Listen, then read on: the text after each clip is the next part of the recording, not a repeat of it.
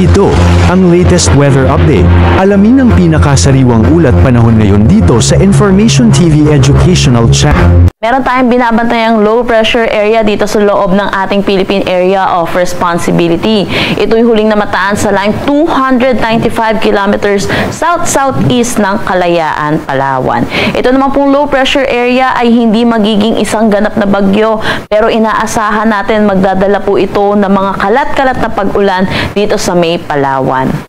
Itong low pressure area natin ay nakapaloob sa tinatawag nating ITCZ or ang Intertropical Convergence Zone na nakakaapekto dito sa may Palawan at Mindanao. Samantala, meron pa rin naman tayong easterlies or yung mainit at maalinsangan na hangin na nanggagaling sa dagat Pasipiko na umiiral dito sa Luzon pati na rin sa nalalabing bahagi ng Visayas.